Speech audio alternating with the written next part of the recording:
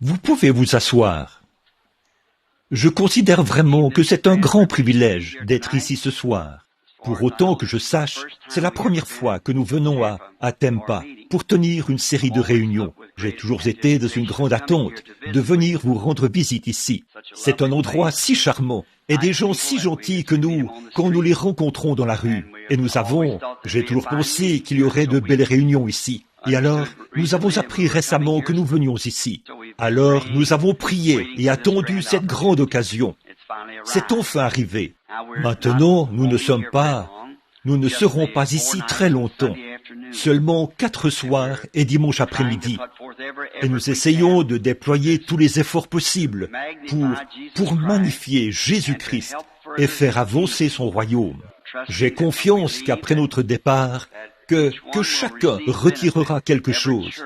Chaque église qui participe aux réunions. Et non seulement cela, mais toutes les églises de la région retireront quelque chose de notre séjour. Je suis sûr que ce sera profitable pour nous de vous visiter, de vous parler, de vous prêcher et de prier pour vous. Et nous sommes ici pour voir combien d'âmes nous pouvons amener au salut, les faire entrer dans le royaume de Dieu, et aussi pour prier pour les malades, les gens qui sont malades et dans le besoin. Nous n'essayons pas de prendre la place d'un médecin, là, parce que nous ne sommes pas médecins. Nous affirmons simplement que nous prions pour son patient, afin que Dieu le guérisse. Et alors, je suis sûr qu'il apprécierait ça. Là, maintenant, ce que nous essayons de faire dans ces campagnes, c'est d'exalter Jésus-Christ. Et ça, j'en suis sûr, ça n'offensera aucun de vous, quand nous essayerons d'exalter Jésus-Christ. Car c'est dans ce but que nous sommes ici. Or, chaque chrétien, chaque croyant, a désiré ardemment le voir, avoir un moyen de le contacter et de recevoir davantage de lui, de croire davantage en lui. Et c'est pour accomplir cela que nous sommes ici, ensemble, pour voir si nous ne pouvons pas nous serrer les coudes et croire les Écritures dans ce but. Maintenant, mes frères ici, les ministres, je leur ai serré la main. Je suis vraiment content de voir ce groupe de ministres qui parrainent cette campagne. Et je ne suis pas ici pour apporter quelque chose de nouveau, mais simplement pour joindre mon filet au leur.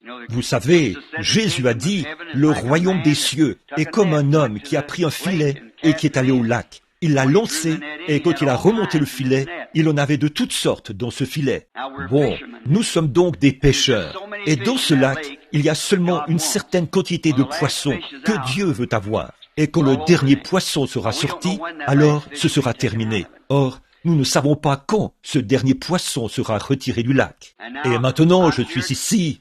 Un filet, disons, atteindra tant de mètres. Un autre filet atteindra tant de mètres. Alors, si nous rassemblons tous nos filets, je vais joindre le mien au leur. Nous pourrons atteindre une distance plus grande. Et peut-être qu'ainsi, nous pourrons atteindre des gens que nous n'aurions pas pu atteindre autrement. Nous croyons tous à la venue du Seigneur, que sa venue est proche. Nous croyons qu'elle est proche maintenant. Nous ne savons pas exactement à quel moment il arrivera. En considérant cela, nous voulons déployer tous les efforts possibles pour faire avancer le royaume et amener cette dernière personne au salut et la faire entrer dans le royaume. Et quand la dernière personne sera sauvée, il n'y en aura pas une seule de plus. Il y aura seulement tant de personnes, c'est tout. Et quand cette dernière personne entrera, le corps de Christ sera complet. L'enlèvement viendra. Et alors, nous désirons ardemment voir ce jour-là, quitter cet endroit où nous sommes en ce moment, car c'est certainement une maison de pestiférés. Nous le savons, remplie de maladies, d'afflictions, de déceptions et d'ennuis. Et, qui voudrait rester ici alors qu'il y a un endroit tellement meilleur où aller? Alors, nous essayons d'amener chaque âme au salut, afin que Jésus puisse venir. Et il ne peut pas venir avant que cette dernière personne, qui a son nom dans le livre de vie, qui a été écrit là avant la fondation du monde, quand ce nom sera appelé, alors ce sera le dernier. Il est venu pour racheter, pour ramener. Racheter, c'est ramener. Et quand il faut rentrer la dernière, il est assis à la droite de Dieu ce soir, en train d'accomplir son œuvre de médiation. Et quand cette dernière âme est sauvée, celle qui a été rachetée et qui a été vue et connue de Dieu avant la fondation du monde, quand cette dernière âme est sauvée, c'est là que le livre se ferme. Alors l'agneau sort, il prend le livre de la main droite de celui qui est assis sur le trône. Alors il vient sur la terre. Je pense que Dieu est... Souvent, nous devenons nerveux et nous nous mettons à penser, eh bien, ça devrait être comme ceci, et nous devons faire comme ceci, ou faire comme cela. Nous n'avons rien à faire là-dedans. Nous devons simplement jouer le rôle qu'il nous conduit à jouer. Souvenez-vous, il n'y a rien qui cloche. Le grand Dieu omnipotent savait très précisément, avant la fondation du monde, que nous serions assis ici ce soir. S'il est infini, il doit le savoir. Donc, il ne peut pas être infini sans connaître toute chose. Et par sa prescience, il savait que cette réunion aurait lieu ici. Et peut-être qu'elle était prévue par Dieu. J'ai confiance qu'il en est ainsi, pour en amener d'autres dans son royaume. Dieu, au commencement, il n'était que Dieu. Eh bien, il n'était pas vraiment Dieu, il n'était que l'Éternel. Dieu est l'autre mot anglais, God, signifie objet d'adoration. Et il n'y avait rien pour l'adorer. Il existait par lui-même, Elohim. Donc, il n'y avait rien pour l'adorer. Alors, il n'était que le grand éternel. Mais en lui, il y avait des attributs. Et les attributs, ce sont des pensées. Tout comme vous devez penser à quelque chose avant de le prononcer. Ensuite, quand vous le prononcez, cela devient une parole. Et alors, il est l'Éternel. Et en lui, il y avait des attributs. Et il l'a prononcé. Et c'était la parole. Et la parole est manifestée. Et lorsque la parole est manifestée, c'est Dieu qui se matérialise. Alors, tout arrive exactement à l'heure. Nous n'avons pas à nous inquiéter à ce sujet. Il fera en sorte que tout sera comme il faut. Il ne laissera jamais son ennemi l'emporter sur lui. Il laissera l'ennemi faire certaines choses pour attirer les gens de la tentation, pour éprouver son enfant, et ainsi de suite. Car chaque fils qui vient à Dieu doit être châtié par Dieu et éprouvé. Par conséquent, si nous ne pouvons pas supporter le châtiment, alors nous devenons des enfants illégitimes et non ce que nous prétendons être. Alors, cette semaine, le reste de cette semaine, plaçons notre foi là-haut, comme la vraie postérité d'Abraham, comme nous sommes censés être. Croyons Dieu. Ensuite, nous prierons pour les malades et nous ferons tout ce que nous pourrons pour les aider. Et quand nous repartirons, nous espérons qu'il y aura un réveil à l'ancienne mode dans toute la région, ici, que les gens viendront de partout, s'entasser dans ces églises et tout, pour avoir un réveil à l'ancienne mode. Nous venons de vivre un grand réveil au cours des 15 ou 16 dernières années. Nous avons eu de grandes réunions. Il a battu tous les records historiques, selon ce que je connais de l'histoire. D'habitude, un réveil dure environ 3 ans. Mais celui-ci dure depuis bien des années. Et maintenant, les feux du réveil diminuent, l'enthousiasme des gens s'éteint, et on peut le constater. Dans le vieux temple de Vesta, à Rome, quand les feux se sont éteints, les gens sont rentrés chez eux. Mais nous essayons d'allumer de nouveau ces feux sur chaque colline que nous pouvons. Je ne peux pas le faire. Aucun ministre ne le peut. Il faut que nous tous ensemble, soyons en prière, et que nous croyions Dieu et lui faisions confiance. Pour voir le Saint-Esprit continuer à bénir son peuple, alors que nous attendons sa venue. Maintenant, mon but en priant pour les malades, je vais parler de ça maintenant. La prière pour les malades, nous n'essayons pas de dire que c'est pour ça que nous sommes ici. C'est une des choses pourquoi nous sommes ici. Mais prier pour les malades, c'est quelque chose de secondaire. Et on ne peut jamais accorder une importance primordiale à quelque chose de secondaire. Nous le savons. Donc, mais Jésus a consacré, je pense, qu'on estime qu'environ 86% de son ministère, c'était la prière pour les malades, la guérison des malades. Parce que ces choses, ça attire l'attention des gens. Et alors chaque signe est suivi d'une voix. Et la voix doit être une voix scripturaire, tout comme le signe doit être un signe scripturaire. Alors le signe est accompagné d'une voix, comme Moïse, quand il est descendu en Égypte, la voix du premier signe, la voix du deuxième signe. Et chaque chose importante que Dieu fait, qui donne un signe, il y a une voix qui suit ce signe. Comme Jonas, quand il était délivré du ventre de la baleine, c'était un signe. Ensuite, sa voix c'était « Repentez-vous, sinon dans 40 jours, vous périrez ». Donc, il y a toujours la voix qui accompagne le signe. Maintenant, ce que nous essayons de faire, c'est d'essayer d'amener les gens à croire au Seigneur Jésus, à l'accepter simplement, sans qu'on leur impose les mains. Or, nous savons qu'il y a un passage de l'Écriture qui dit « Imposez les mains aux malades, et ils seront guéris. Et nous n'essayons pas de déprécier cette écriture, parce que c'était la commission que Jésus-Christ avait donnée à l'Église, d'imposer les mains aux malades. Mais si vous voulez bien me supporter un peu, ça, c'était plutôt une tradition juive. Maintenant, souvenez-vous de la jeune fille qui gisait malade. Elle est morte, la fille de Jaïrus. Il a dit, « Viens, impose les mains à mon enfant, et elle se rétablira. » Mais le centenier romain, un homme des nations, a dit, « Je ne suis pas digne que tu entres sous mon toit. Dis seulement un mot, et mon serviteur vivra. » Jésus s'est retourné et a dit, « Je n'ai jamais vu une telle foi en Israël. » Vous voyez, la façon de croire des gens des nations, c'est de croire en lui, de croire entièrement en lui. Maintenant, nous imposons les mains malades. Bien sûr, nous le faisons, mais nous essayons de faire prendre conscience par les Écritures que Jésus-Christ est présent. Alors, quand vous, par la foi, vous levez la main et que vous le touchez vous-même, voyez, comme la femme qui avait la perte de sang a touché son vêtement, eh bien, direz-vous, s'il était ici, je le toucherai.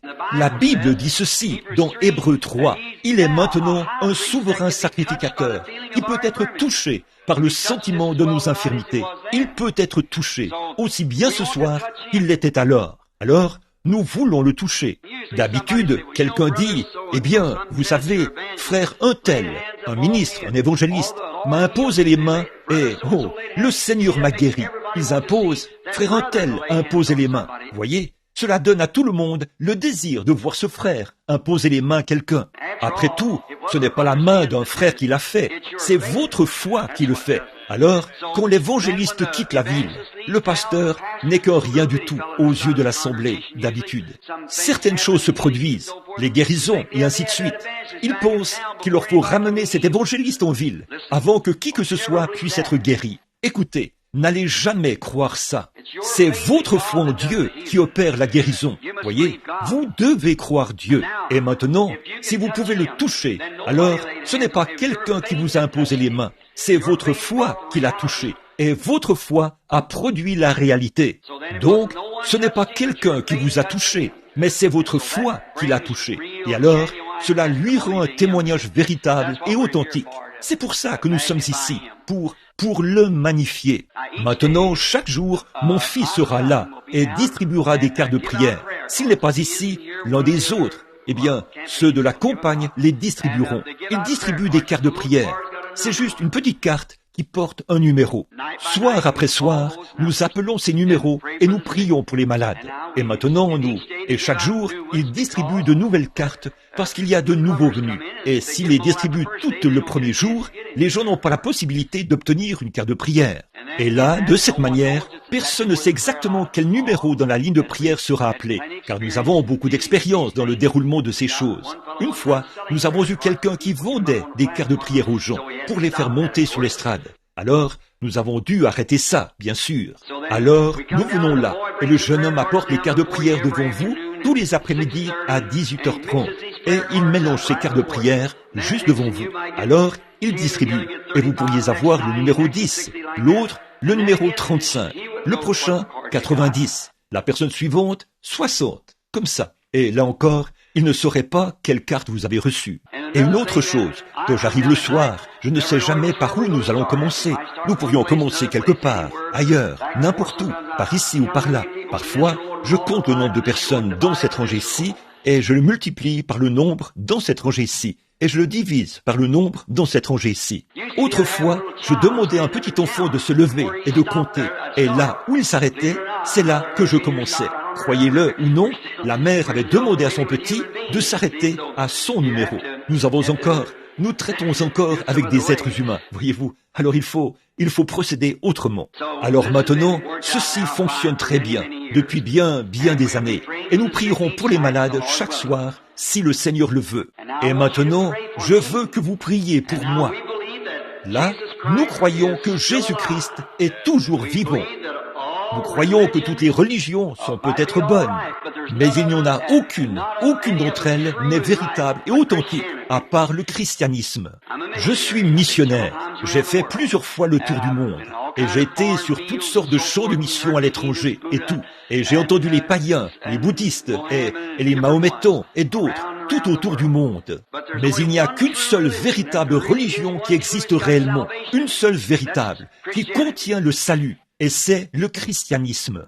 On a tellement de formes différentes qu'on appelle le christianisme, mais il n'y a qu'un seul christianisme. Le christianisme n'est pas une dénomination, ce n'est pas un groupe de gens. Le christianisme est une personne, c'est Christ, et vous êtes son sujet.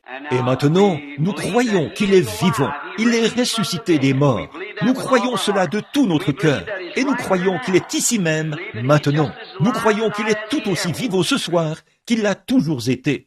Et il est venu au milieu de nous pour prouver qu'il est ici, exactement comme il l'a toujours été. Nous avons eu de grandes écoles et de grands séminaires. Bien sûr, quand nous obtenons cela, nous commençons à avoir des hommes qui ont des idées, et ils les injectent. Si deux hommes commencent, se mettent d'accord pour former une organisation, aussi bonne soit-elle, pourtant, en moins d'un an, toutes sortes de choses seront injectées dans cette organisation, parce qu'on obtient des idées différentes. Et les diffs, alors, c'est très bien, ça maintient la communion entre les frères, et je n'ai rien contre ça. Mais en fait, c'est que vous n'êtes pas sauvés par votre organisation, par votre dénomination. Vous êtes sauvés par votre foi personnelle en Jésus-Christ. C'est tout.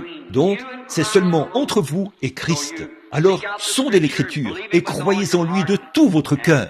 Et il vous sauvera ou vous guérira. S'il ne tient pas sa parole, alors il n'est pas Dieu. Et s'il tient effectivement sa parole, cela prouve qu'il est Dieu. Voyez?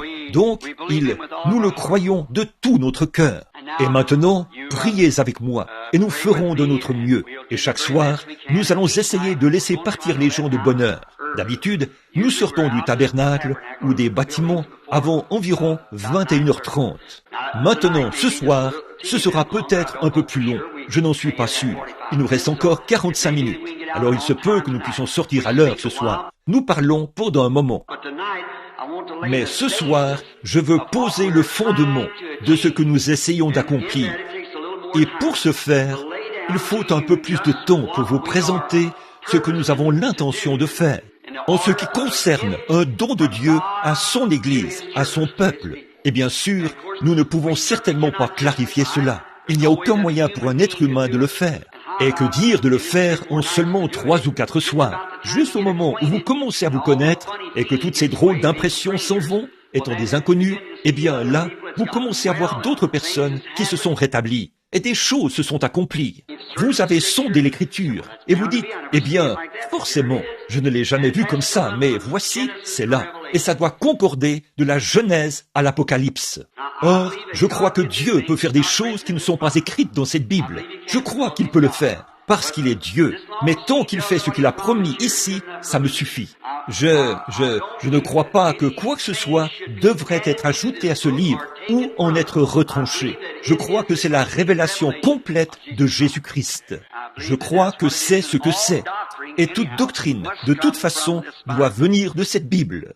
Et si vous me voyez dire des choses et faire des choses qui ne sont pas conformes aux Écritures et aux Écritures promises pour cette heure-ci, alors, ce qu'il faut faire, vous devez de venir me le dire, d'aller vers l'organisateur et de voir à ce que je mette cela en ordre. Parce que moi aussi, je suis un être humain. Je veux aller au ciel, tout comme vous tous. Maintenant, ce soir, nous allons lire dans la parole éternelle de Dieu. Et d'abord, nous lirons les environ 3 versets du chapitre 1 de l'Épître aux Hébreux. Et ensuite, nous lirons environ 3 versets du dernier chapitre, le chapitre 13 de l'Épître aux Hébreux.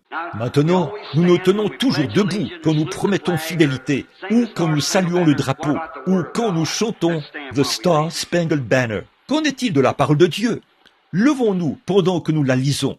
Maintenant, écoutez attentivement, alors que nous lisons cette précieuse parole. Hébreux 1, ensuite Hébreux 13, en commençant au verset 5, et nous lirons jusqu'au verset 8 inclusivement. Après avoir autrefois, à plusieurs reprises, de plusieurs manières, parlé à nos pères par les prophètes, Dieu, dans ces derniers jours, nous a parlé par le Fils, qu'il a établi héritier de toutes choses, par lequel il a aussi créé le monde, et qui, étant au reflet de sa gloire, est l'empreinte de sa personne. et soutenant toutes choses par sa parole promise, a fait la purification du péché, et s'est assis à la droite de la majesté divine dans les lieux très hauts. Maintenant, Hébreux 13, 5. Ne vous livrez pas à l'amour de l'argent, contentez-vous de ce que vous avez, car Dieu lui-même a dit, « Je ne te délaisserai point et je ne t'abandonnerai point ». C'est donc avec assurance que nous pouvons dire, « Le Seigneur est mon aide, je ne craindrai rien. Que peut me faire un homme ?» Souvenez-vous de vos conducteurs qui vous ont annoncé la parole de Dieu. Considérez quelle a été la fin de leur vie et imitez leur foi. Jésus-Christ est le même hier, aujourd'hui et éternellement. Courbons la tête pour la prière. Et pendant que nous avons la tête inclinée et nos cœurs aussi, y a-t-il des requêtes ici? Vous aimeriez qu'on s'en souvienne. Vous aimeriez tout dire à Dieu pendant que cette série de réunions se déroule. Ô Dieu, j'ai un grand besoin. Souviens-toi de moi, Seigneur. Voulez-vous l'indiquer en levant la main? Dites, souviens-toi de moi. Je suis ici pour un besoin, Seigneur. Notre Père Céleste, nous nous approchons de toi dans ce nom entièrement suffisant du Seigneur Jésus, sachant ceci qu'il a dit, « Si vous demandez quoi que ce soit au Père, en mon nom, cela vous sera accordé. » Et nous sommes si heureux de savoir, Seigneur, que nous avons cette assurance que lorsque nous demandons quoi que ce soit en son nom, Dieu l'a entendu. Et nous prions, Père, ce soir, et ma requête, j'ai les deux mains levées. Je te demande, Père Céleste, de répondre à chacune de ces requêtes. Il n'y a aucun doute qu'il y a des gens ici qui ont des bien-aimés qui ne sont pas sauvés, et des gens qui sont malades, et qui ont peut-être des problèmes de famille, des problèmes financiers. Et, oh Dieu, ce vieux monde est certainement malade, partout. Et nous attendons ta venue, Seigneur, où il y aura un grand millénium de 1000 ans, et où les justes gouverneront et régneront avec Christ. Nous attendons cette heure-là, Seigneur, et nous nous efforçons de vivre de cette manière, voyant qu'il s'agit du moment où nous voyons la dernière génération sur la terre, et nous attendons sa venue. Et nous te prions, Père, de sauver toutes les âmes qui peuvent être sauvées dans cette région, pendant que cette réunion se déroule. Accorde-le, Père. Alors, quand la réunion sera terminée, si nous ne parvenons pas à les atteindre, puisse-t-il y avoir un réveil dans toutes les églises. Et fais vite, Seigneur, viens. Nous voyons de nouveau les tremblements de terre qui secouent la terre en divers lieux, et le cœur des hommes qui défaillit, la peur, la perplexité des gens du pays, et l'angoisse, et les nations. Nous sommes vraiment au temps de la fin. Nous pensons au grand tremblement de terre de l'autre jour, et il n'y en a jamais eu de semblable. Seulement, il y a 1900 ans, un autre vendredi saint, quand Jésus a été rejeté par le monde, toute la terre a tremblé. Dieu, il est de nouveau rejeté. La terre a tremblé l'autre jour. Des collines et des montagnes se sont écroulées, des villes se sont effondrées, et l'eau a jailli dans les airs. Le monde entier l'a ressenti. Qu'est-ce que ce sera quand tu reviendras, Seigneur? Ce n'est pas étonnant. Il crie aux rochers et aux montagnes. Fais que nous soyons prêts pour ce grand moment où on rentrera à la maison, Père. Exauce chaque requête, car nous le demandons au nom de Jésus. Amen. Vous pouvez vous asseoir. Là, particulièrement, je veux que vous écoutiez. Consacrez ce temps et soyez aussi respectueux que possible, surtout pendant que nous parlons. Parce que si vous ne saisissez pas les mots, ce que nous devons apporter chaque soir, alors vous viendrez sur l'estrade sans savoir pourquoi vous venez. Vous voyez, vous devez comprendre. Vous devez venir en comprenant. Et c'est comme ça que Christ veut que nous venions. Et si vous devez avoir foi dans ce que vous faites, si vous n'avez pas cela, vous vous avancez un peu au hasard. Je l'espère. Ça n'arrivera jamais. Ça ne peut pas arriver. Voyez, vous ne pouvez pas avoir la foi si vous vous avancez comme ça. Vous devez parfaitement savoir pourquoi vous vous avancez et savoir que ça va arriver. Alors, vous êtes alors certain que ça va arriver. Maintenant, souvenez-vous, n'oubliez pas, notre thème et notre texte, c'est Jésus-Christ est le même hier, aujourd'hui et éternellement. Maintenant, mon texte, mon sujet de ce soir, c'est Christ, identifié le même dans toutes les générations. Or, la Bible dit, il est le même, hier, aujourd'hui et éternellement. Et nous voulons savoir comment il pourrait l'être. Comment nous le reconnaîtrions? S'il est ici, tout comme il l'était à n'importe quelle autre époque, alors nous aimerions savoir comment nous pouvons le reconnaître parmi nous. Il y a tant de gens qui ont tellement d'idées différentes à son sujet. Vous voyez, chacun de nous, en tant qu'individu, nous nous formons une idée de Christ, ce qu'il était, à quoi il ressemble, et les psychologues l'ont dépeint. Comme le portrait du Christ à 33 ans de Hoffman et Salman et d'autres. Mais voyez, nous ne savons pas s'il avait cette apparence-là. Donc, nous ne pourrions jamais comprendre, ni savoir à quoi il ressemble, simplement par un tableau que quelqu'un a peint. Par conséquent, si quelqu'un venait sur l'estrade, ou parmi nous, et qu'il avait des cicatrices aux mains, des marques de clous, des marques d'épines sur son front, et qu'il saignait, vous voyez, ce ne serait pas Christ. Car quand il viendra, tout œil le verra et tout genou fléchira quand ce corps reviendra sur la terre. Voyez? Mais quoi? Pourquoi pourrait-il être le même hier, aujourd'hui et éternellement alors? Voyez? Nous devons maintenant apprendre ce qu'il est. Si je demandais, disons, aux luthériens ici, quelle est votre conception de lui? Eh bien, dirait-il, nous l'avons dans notre église. Eh bien, je n'en doute pas. Mais il est ceci. Et ensuite, que je m'adresse peut-être aux baptistes. Ils auraient une idée un peu différente. Et si je m'adressais aux différents groupes de gens du plein évangile, comme les Assemblées de Dieu, l'église Foursquare, les Pentecôtistes unis et les différentes branches qui en font partie, chacun pourrait en avoir une idée différente. Chaque individu dans ces groupes pourrait penser autrement. Mais il faut que nous ayons quelque chose qui nous permette d'arriver à une conclusion. Sinon, nous ne saurons pas où nous allons. Je pense que ce qui réglerait la question, ce serait la parole de Dieu. Et quels que soient nos credos et nos pensées, la parole de Dieu devrait régler la question. Ainsi donc, certains d'entre eux prétendent qu'il était, pour certaines personnes, il était tout simplement un grand organisateur. Il a organisé un corps de 12 apôtres. Il était un grand organisateur. Pour autant que nous sachions, il n'a jamais rien organisé. Il n'a jamais fait une chose pareille. Il était la manifestation de Dieu. C'était Dieu en Christ, réconciliant le monde avec lui-même. Il exprimait en lui-même ce que le Père était.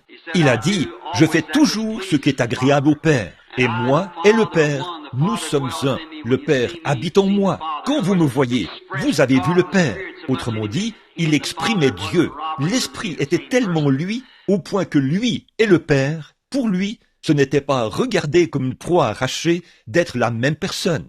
Maintenant, nous voyons ici, certains pensent, il était philosophe. Il était philosophe. Il n'y a aucun doute là-dessus. Mais il était plus qu'un philosophe.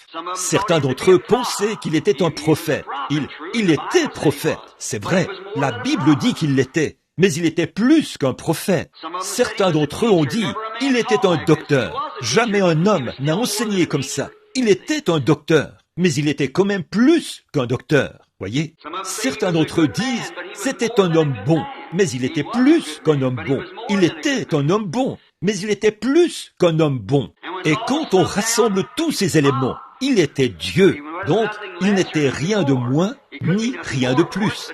Il ne pouvait être rien de plus, bien sûr, mais il était Dieu manifesté en chair, cru dans le monde et élevé dans la gloire et assis à la droite du Père. Maintenant, nous voyons, pour saisir sa véritable expression, Jean, au chapitre 1 de Jean, il a dit, « Au commencement était la parole, et la parole était avec Dieu, et la parole était Dieu. Et la parole a été faite chair, et elle a habité parmi nous. » Or, au commencement, c'est là que le temps a commencé, quand l'éternité a été brisée et est entrée dans le temps. Maintenant, après un certain temps, le temps reviendra à l'éternité. Bien sûr, le temps, c'est aussi l'éternité. Mais le temps est une période fixée. Et c'est comme ça, tout ce que nous connaissons, ce sont les centimètres, et les mètres, et les kilomètres, et les chiffres, et ainsi de suite. Mais ça, ce n'est rien pour Dieu. Il n'a pas de temps. Il vit toujours. Il est éternel. Et il est la seule source de vie éternelle qui existe. Et c'est en Dieu, notre Père. Il est éternel lui-même. Par conséquent, si nous avons la vie éternelle, nous avons une partie de Dieu en nous. Et Dieu en nous, s'il n'est pas, alors c'est le seul moyen pour vous d'avoir la vie éternelle. Ce n'est pas quelque chose qui a été fabriqué, puis qui vous a été donné par un credo, où vous êtes devenu un meilleur homme ou une meilleure femme. C'est Dieu lui-même en vous, tout comme vous êtes une partie de votre Père ici sur terre. Vous êtes une partie de votre Père céleste. Et ce que vous êtes l'attribut de ce que vous étiez dans ses pensées avant la fondation du monde. Vous êtes exprimé. Il a dû arranger tout ça et tout pour obtenir ce que vous êtes, pour faire de vous ce que vous êtes. Alors, quand nous avons été achevés, alors ceci, ici, tant de gens prennent la route de la vie en regardant dans un rétroviseur. Surtout, je ne dis pas ceci dans le but de blesser, mais beaucoup de nos femmes, elles sont toujours, quand elles passent la trentaine, elles veulent retourner et redevenir une jeune fille. Et quand elles en ont 50, elles veulent encore la même chose. Non seulement cela, mais les hommes aussi. Mais quiconque regarde dans un rétroviseur aura un accident quelque part. Vous ne pouvez pas conduire sur la route en regardant dans le rétroviseur. Mais je crois ce que Paul a dit. Oubliant les choses qui sont du passé, je cours vers le but de la vocation céleste en Christ. Voyez, ne regardez pas ce que vous avez été, regardez ce que vous allez être. Une fois, je remariais un vieux couple. Ils avaient refait leurs vœux. Ils avaient 83 et 84 ans. Je leur avais fait faire le vœu en entier. Et je me sentais bizarre, n'étant qu'un jeune homme à cette époque-là, d'essayer de... Le vieil homme était marié depuis une 60aine d'années, lui et sa femme, et il faisait ce vœu. Ils étaient tout aussi amoureux que jamais. Et il avait une longue barbe. Et je lui ai dit à elle, j'ai dit, qu'en pensez-vous? Eh bien, je lui avais d'abord demandé à lui. J'ai dit, que pensez-vous? Pourquoi portez-vous une longue barbe? Il a dit, je pense qu'un vieillard comme moi devrait avoir une longue barbe. Je lui ai dit à elle, qu'en pensez-vous? Elle a dit, eh bien, a-t-elle dit, tout ce que j'en fais, c'est très bien. Alors, et j'ai dit, eh bien, il y a toute une différence en vous depuis que vous l'avez épousée. Il a dit, vous savez, le Seigneur a été bon. Il a dit, elle est toujours aussi jolie qu'elle l'était. Il a dit, vous savez, à mesure qu'elle prend de l'âge, ma vue diminue. Alors j'ai trouvé que c'était vraiment charmant. J'espère que ma femme pense la même chose. Et j'ai le sentiment que c'est ce que nous ressentons tous à ce sujet. Alors, mais ils avaient trouvé la vie. Ils avaient trouvé comment la vivre. Vous voyez, ce n'est pas... Nous disons, nous aimerions tous retourner, nous, les plus âgés, retourner à 16 ou 18, 20 ans, quelque chose comme ça. Mais souvenez-vous que nous avons grandi et vécu jusqu'à l'âge que nous avons. Et alors, pourquoi, en mangeant la même nourriture, nous mourrons maintenant, alors qu'elle produit quand même des cellules sanguines? La science ne peut pas le prouver. C'est un rendez-vous avec Dieu. Quand vous atteignez cet âge-là, Dieu dit, c'est ce que je veux maintenant. La mort s'installe. Mais vous voyez, à la résurrection, nous n'aurons aucun souvenir de la vieillesse. Nous retournons à cela pour l'éternité, pour toujours.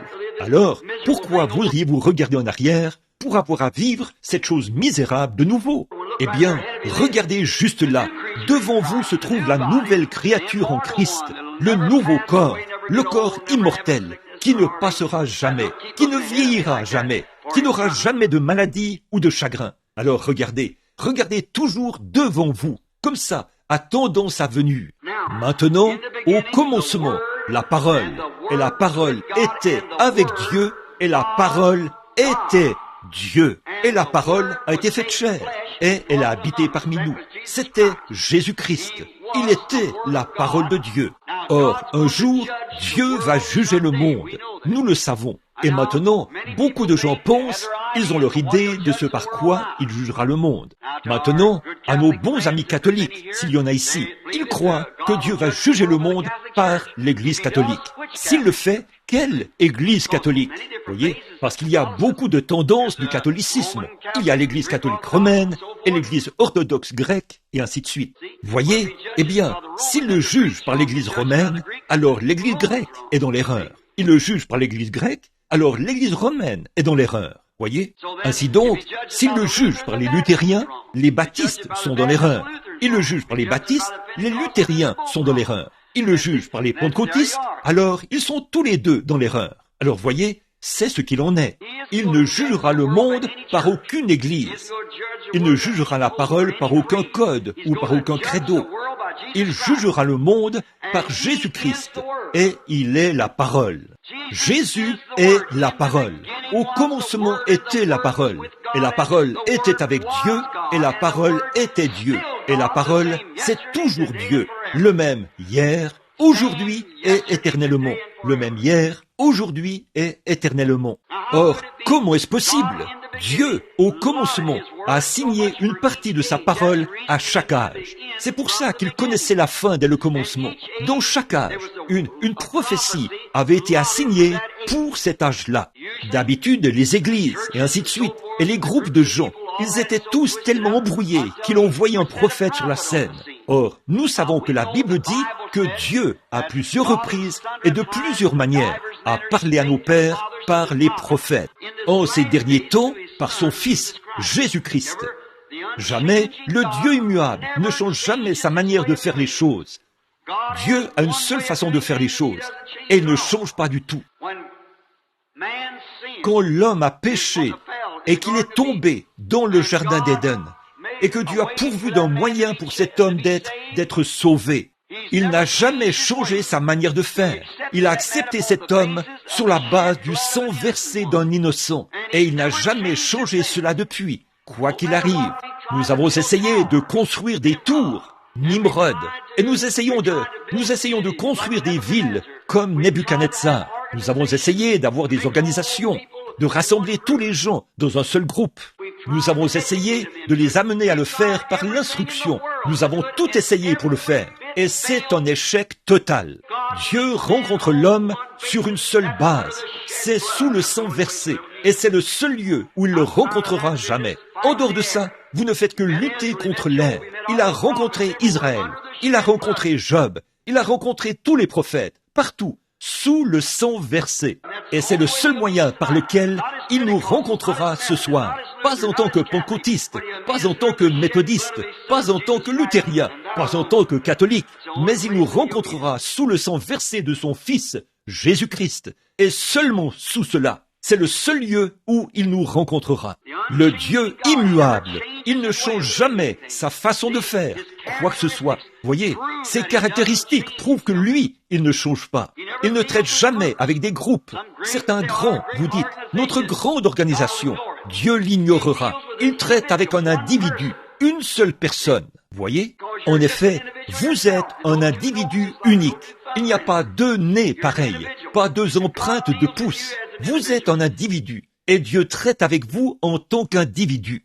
Donc, dans chaque âge, quand Dieu assigne sa parole à chaque âge, alors quand cette parole est prête à être manifestée, maintenant, sondez les Écritures. Ne me croyez pas simplement sur parole.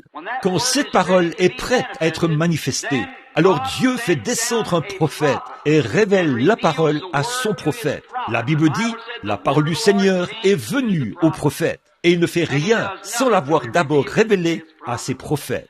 Un prophète, c'est celui qui, là où la parole du Seigneur est venue, comme du temps de Noé, du temps d'Élie, et du temps de Moïse, et ainsi de suite. Jérémie, Ésaïe, et qui d'autre pourrais-je nommer, à qui il est venu. Et ils ont manifesté ou accompli cette parole.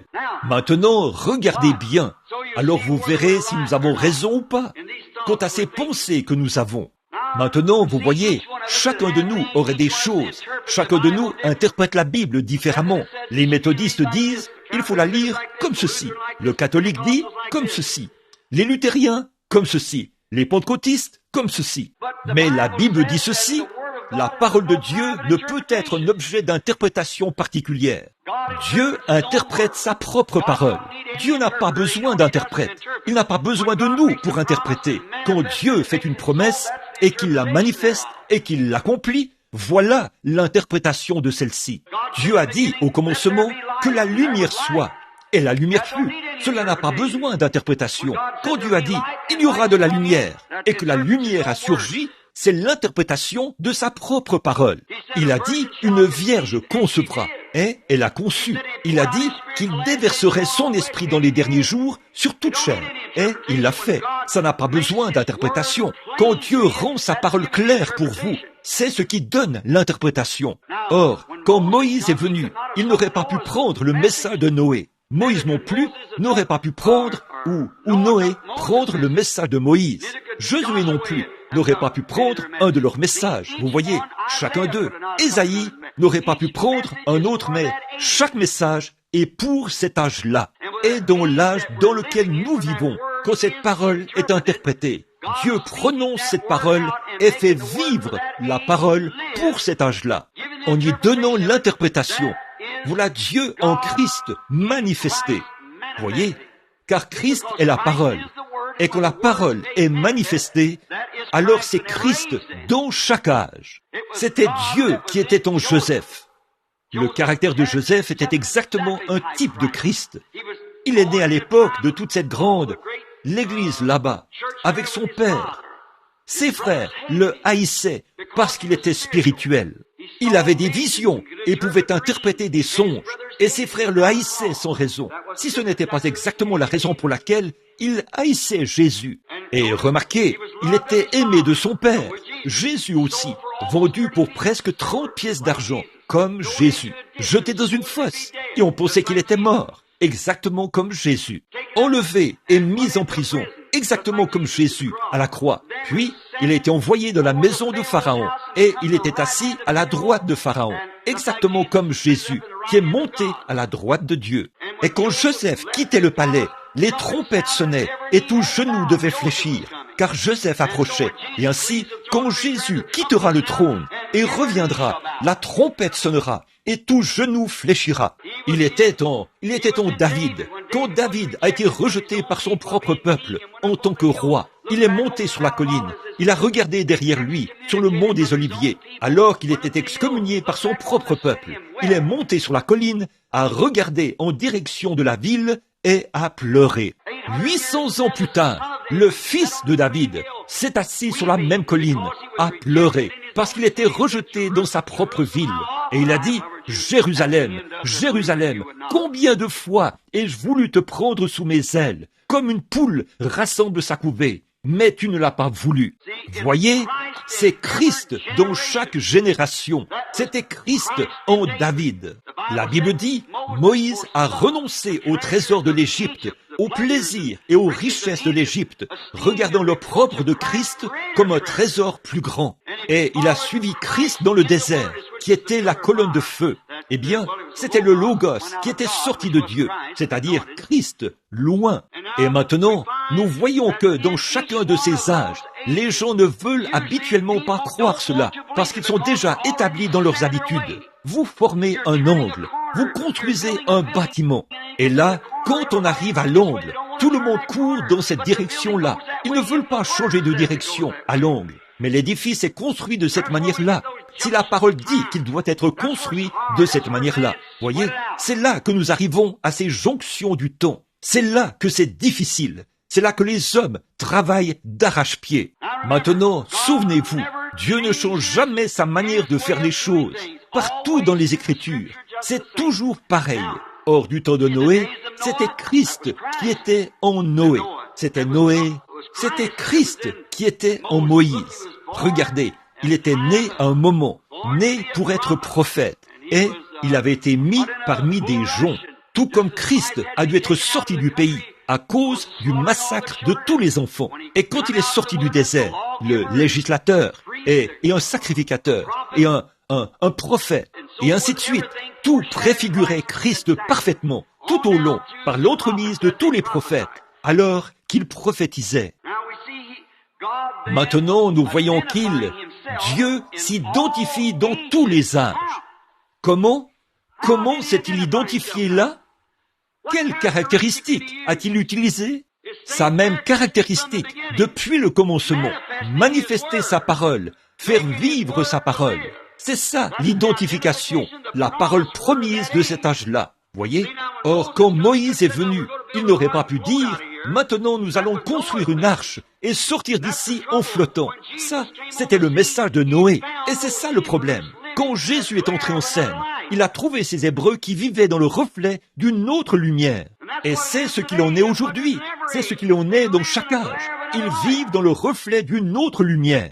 C'est pour ça que vous, les méthodistes, quand vous êtes entrés en scène, Luther était, vous viviez là, vous viviez dans le reflet d'un âge luthérien. Les gens ne pouvaient pas accepter John Wesley. Quand les pentecôtistes sont arrivés, les méthodistes ne pouvaient pas accepter les pentecôtistes parce qu'ils vivaient dans le reflet des méthodistes. Et maintenant, je me demande dans quel genre de reflet les pentecôtistes vivent. Voyez, ce que vous voulez faire, c'est sonder les Écritures et découvrir l'heure à laquelle nous vivons. Et ensuite, ce qui est censé être ici à ce moment-là. Et voir si Dieu fait vivre cela et le manifeste.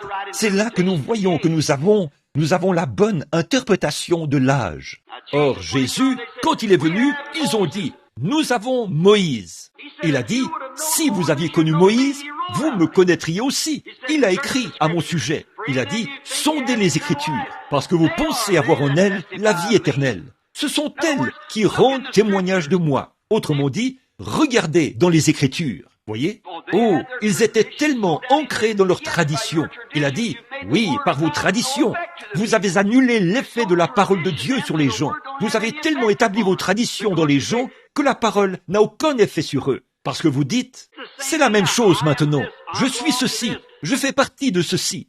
Une fois, j'ai demandé à une jeune fille, êtes-vous chrétienne? Elle a dit, je fais brûler un cierge tous les soirs. Eh bien, comme si ça avait un rapport quelconque avec cela. Une fois, je suis allé prier pour une dame à l'hôpital. Elle a dit, attendez, tirez ces rideaux, tirez ces rideaux. J'ai dit, qu'est-ce qui ne va pas? Elle a dit, nous sommes méthodistes.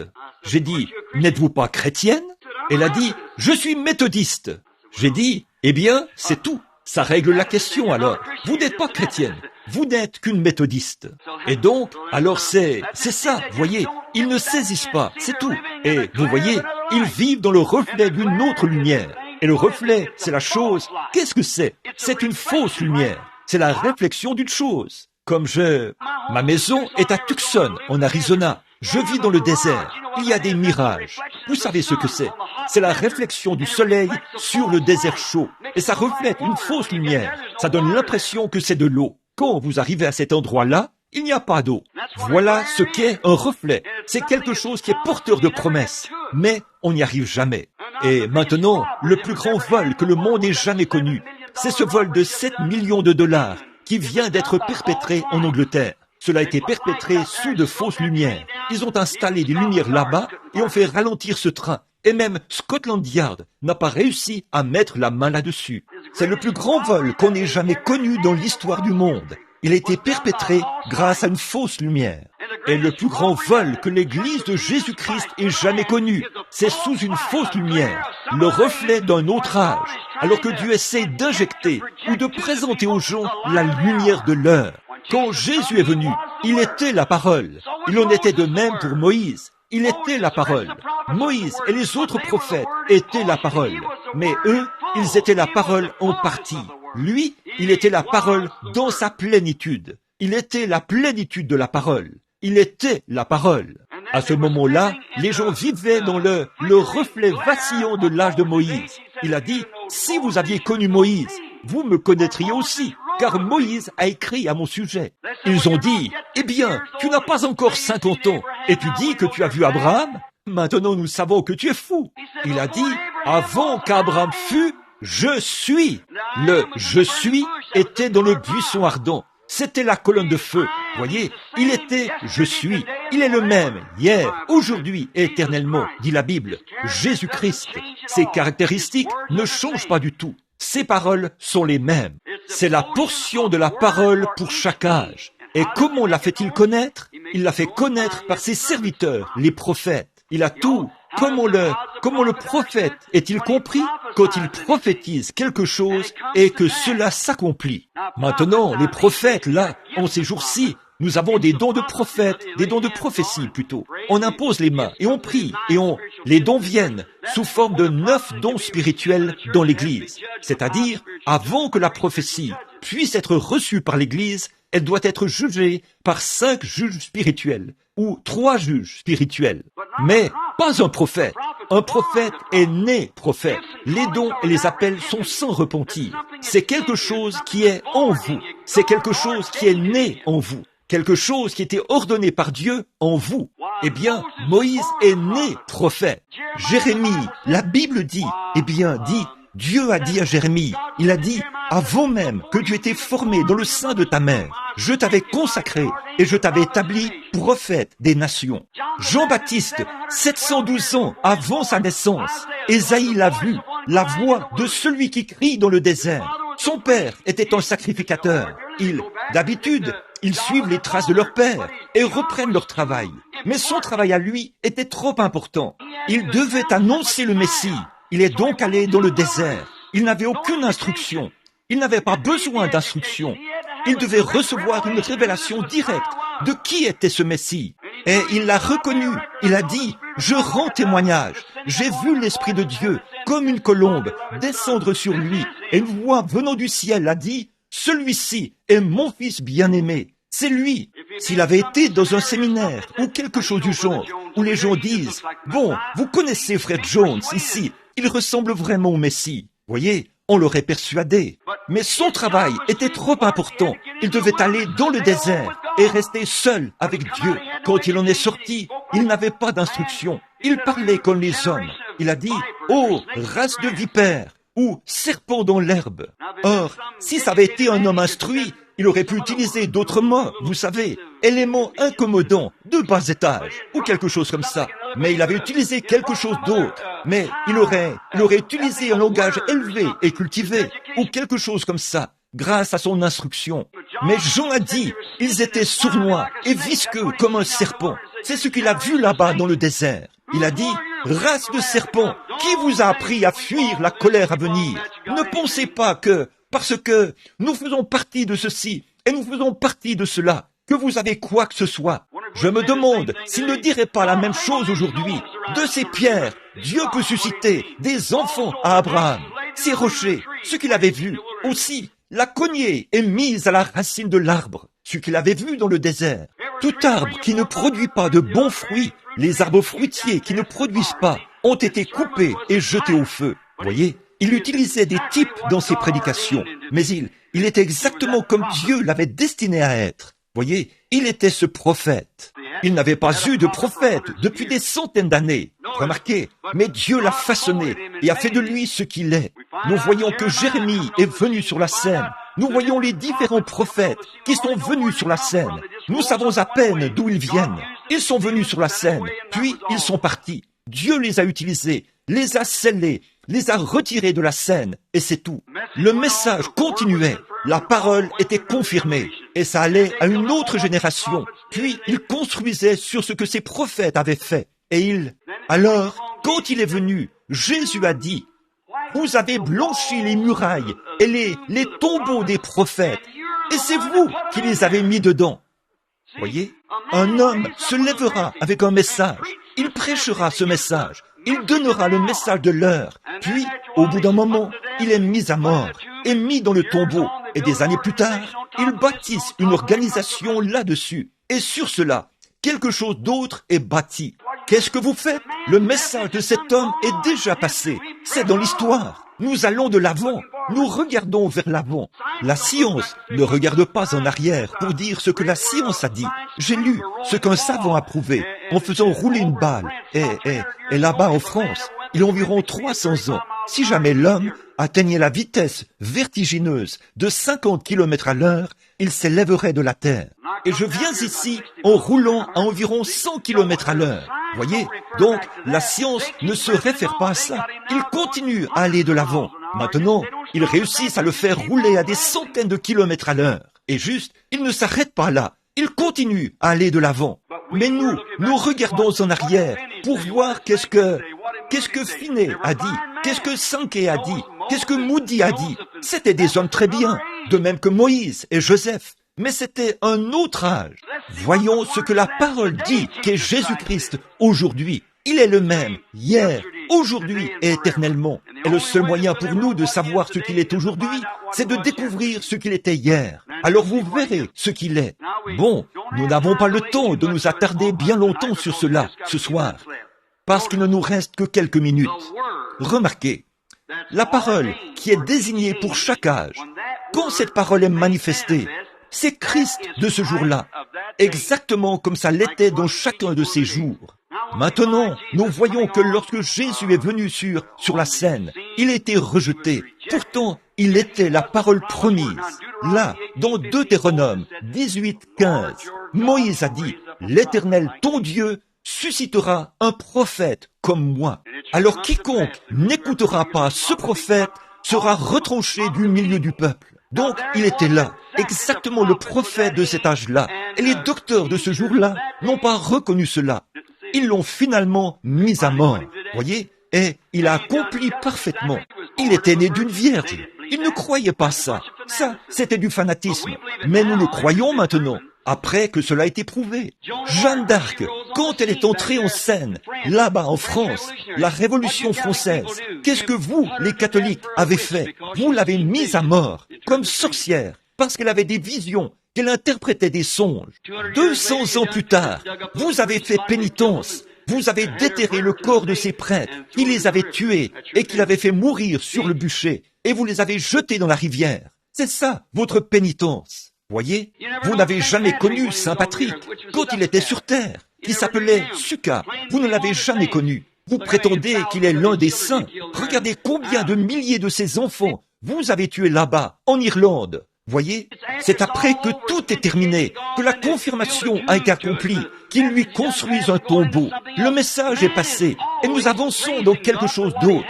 L'homme loue toujours Dieu de ce qu'il a déjà fait. Il est dans l'expectative de ce qu'il fera, et il ne tient aucun compte de ce qu'il est en train de faire. Ça fait l'affaire du diable, ce qu'ils sont. Des érudits et des éducateurs très religieux. Ils démontrent ce qu'il a déjà fait et démontrent ce qu'il fera, mais ne tiennent aucun compte de ce qu'il est en train de faire. Voyez, c'est comme ça que ça a toujours été. C'est pareil. Nous pourrions continuer encore et encore avec ça. Mais revenons en arrière quelques instants pour identifier ce que Jésus était quand il était sur terre.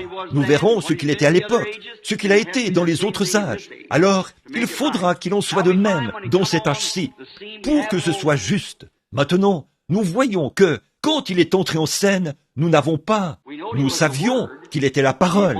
Il était la parole. Et la parole corrige toujours l'erreur. Croyez-vous cela?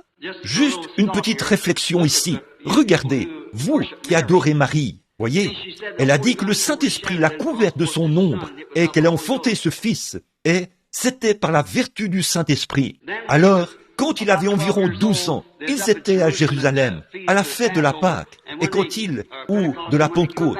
Et quand ils étaient sur le chemin du retour, ils avaient voyagé pendant 3 jours. Ils se sont aperçus qu'il n'était pas là. Alors, ils sont retournés le chercher. Et il était là, dans cette salle, là, l'église, en train de débattre avec ses sacrificateurs et tout. Et alors, sa mère s'est approchée, elle et Joseph, et elle a dit, « Ton père et moi t'avons cherché avec larmes. » Voyez, devant ses sacrificateurs, elle a nié son propre témoignage en appelant Joseph son père. Voyez, elle avait dit que Dieu était son père. Et là, elle a dit, « Ton père et moi, nous avons cherché avec larmes. » Observez cette parole. Ce garçon de 12 ans, bien sûr, n'est probablement pas allé à l'école un seul jour de sa vie. Mais observez cette parole. Il était la parole. Il a dit, « Ne savez-vous pas qu'il faut que je m'occupe des affaires de mon père ?» Si Joseph était son père, il aurait été avec lui là-bas, dans l'atelier de menuiserie. Mais son père, c'était Dieu. Et il redressait ses sacrificateurs. Voici, il était là pour s'occuper des affaires de mon père. Vous voyez, la parole corrige l'erreur. C'est toujours le cas. Chaque fois, elle ne l'a pas, probablement, jamais remarqué. Et elle a continué, toujours dans le brouillard. Les gens font la même chose aujourd'hui. Mais que Dieu nous vivifie maintenant, pendant les quelques prochaines minutes, pour que nous voyions ce qu'il était. Maintenant, nous voyons, après son baptême, il était dans le désert. Puis, il est sorti du désert. Et il y avait un homme du nom d'André qui avait assisté aux réunions de Jean. Et il n'arrivait pas à amener son frère, Simon, à aller aux réunions. Finalement, un jour, alors qu'ils lavaient leur filet, il est arrivé un moment où il a rencontré Jésus. Et Simon savait, dans son cœur, j'ai lu une petite histoire là-dessus, ici, il n'y a pas longtemps, au sujet de Simon. Son père, Jonas, est un grand croyant, un pharisien. Il a dit ceci, bien des fois, « Fiston, je deviens vieux et grisonnant. » Il a dit, J'ai tant de fois prié Dieu de me permettre de voir le Messie. Et il a dit, nous avons fait confiance à Dieu pour nos poissons, pour notre subsistance. Et ta mère est partie maintenant. Elle semble que je ne pourrai pas le voir. Je deviens trop vieux. Et il a dit, maintenant, fiston, je veux que tu restes ici près de moi. Je veux te dire quelque chose. Maintenant, juste avant que le Messie s'élève, toutes sortes de faussetés se produiront. Ça, c'est de Satan. Il a dit, mais souviens-toi, tu ne reconnaîtras que le Messie. Tient-on toujours à la parole? Moïse a dit, le Seigneur notre Dieu suscitera un prophète. Or, nous n'en avons pas eu depuis des centaines d'années, mais il y aura un prophète identifié, qui s'élèvera parmi le peuple. Ce sera le Messie. Lui, il sera le prochain.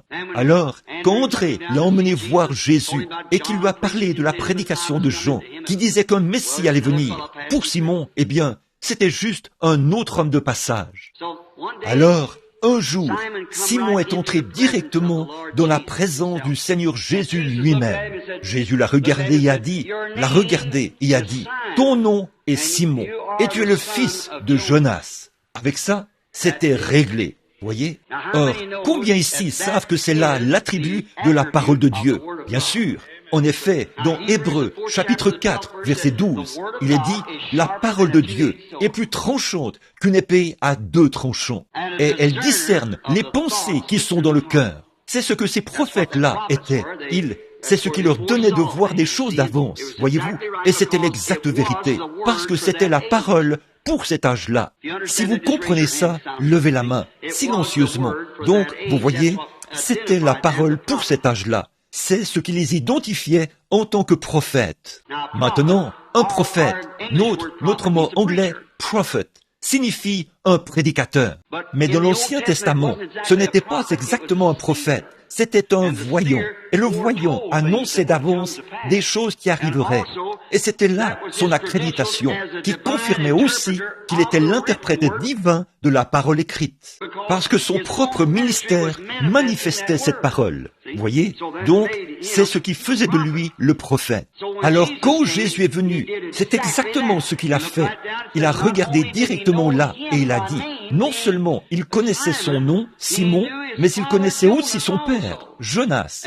Et c'est alors qu'il a reconnu ce que son père lui avait dit, que ce Messie serait un prophète. Or, ce n'était pas par la guérison. Ils avaient eu des guérisons, la piscine de Bethesda et tout au long des âges. Dieu a pourvu d'un moyen de guérison pour son peuple. Mais voici, se trouvait là le Messie identifié. Très vite, Simon a reconnu cela. Et Jésus lui a dit, sur sa confession, qu'il s'appellerait, vous savez, Pierre.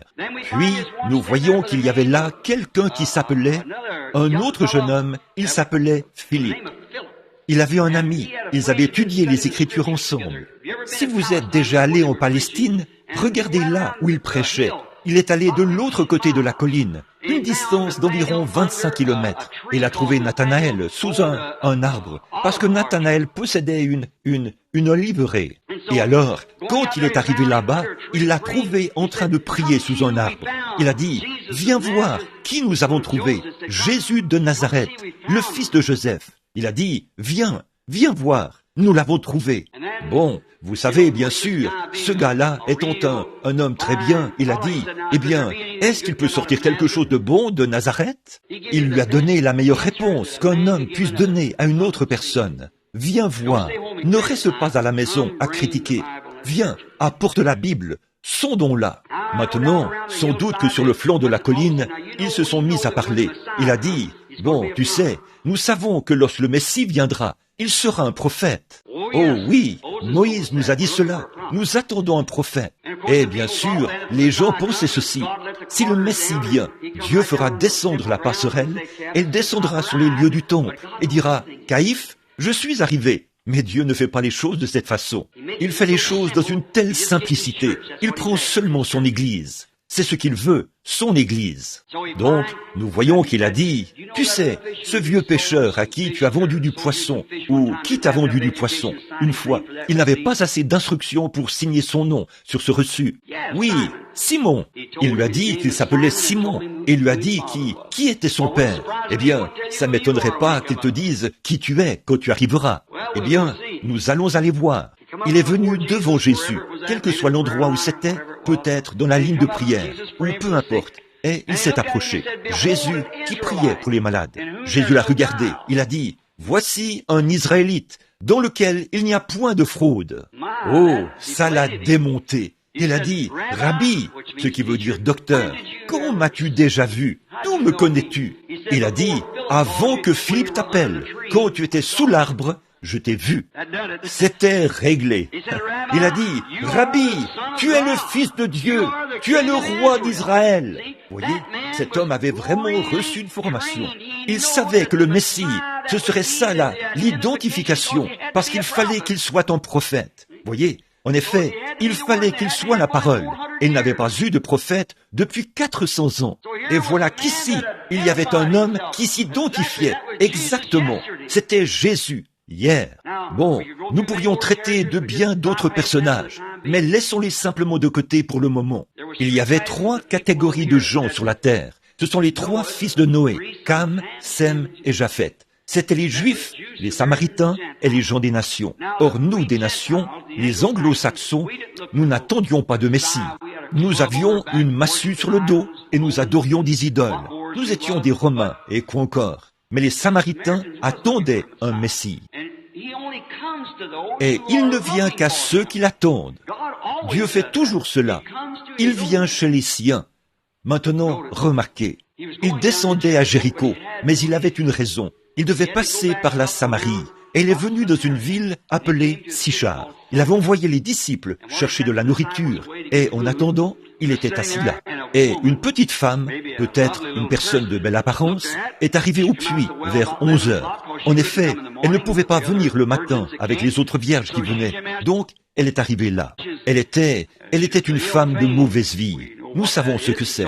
Et alors probablement que ses cheveux pendaient sur son visage. Elle est arrivée là pour faire descendre la cruche d'eau. C'était un genre de cruche avec des anses. On y accroche la poignée pour la faire descendre. Elle a entendu quelqu'un dire « Apporte-moi à boire ». Elle a regardé autour d'elle. Elle a vu un homme d'âge moyen qui se tenait là, assis là contre le mur.